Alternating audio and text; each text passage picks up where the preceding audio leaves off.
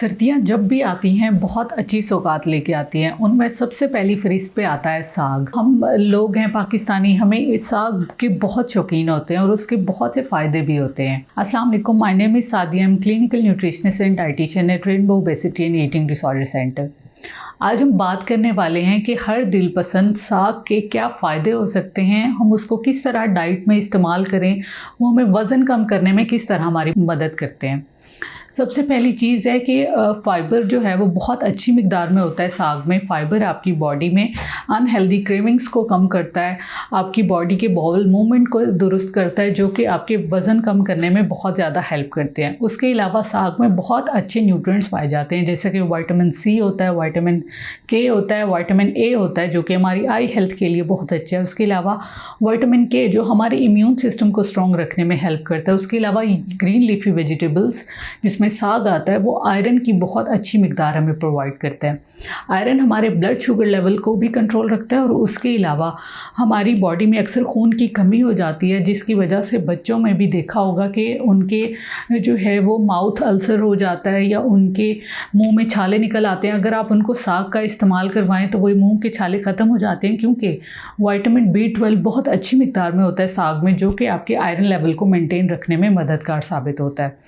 उसके अलावा साग ब्लड प्रेशर के लोगों के लिए भी बहुत मुफीद है, क्योंकि साग में पोटाशियम बहुत अच्छी मिक़दार में होता है, जो कि उनके दिल की बीमारियों से भी महफूज रखता है और उनके ब्लड प्रेशर को कंट्रोल रखने में भी बहुत ज़्यादा मददगार साबित होता है।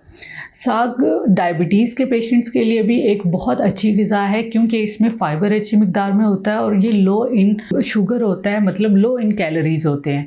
इसमें कैलोरीज़ कम होने की वजह से ये हमारा ब्लड शुगर लेवल भी कंट्रोल रखते हैं। हमारे डायबिटीज़ जो पेशेंट होते हैं उनका शुगर लेवल एकदम से स्पाइक नहीं होता, क्योंकि हाई अमाउंट ऑफ फाइबर होने की वजह से वो उनको लॉन्गर टाइम तक फुल रखता है और ग्रेजुअली जो है उनका ब्लड शुगर लेवल मेंटेन करता रहता है। इससे क्या होता है कि वो जो है उसके न्यूट्रिएंट्स मैक्सिमम अब्जॉर्ब कर लेते हैं बॉडी में और ये बगैर किसी नुकसान के मुख्तलिफ फ़वाइद दे रहा होता है। अगर आप साग को सरसों के तेल में इस्तेमाल करेंगे तो उसके फ़वाइद और भी ज़्यादा बढ़ जाते हैं। आप साग को हमेशा मकई की रोटी के साथ इस्तेमाल करते हैं, वो बिल्कुल अच्छा कॉम्बिनेशन है, क्योंकि मकई की रोटी भी एक ग्लूटेन फ्री ऑप्शन है।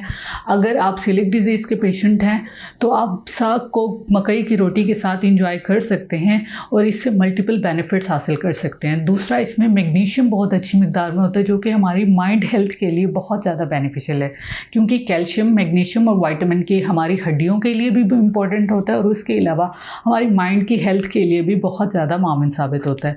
तो आप भी सर्दियों में आई हुई अल्लाह की इस नेमत को ज़रूर इंजॉय करें, ताकि इससे आपको बहुत से फ़ायदे भी मिल सकें और आप सेहतमंद भी रह सकें। Thank you so much.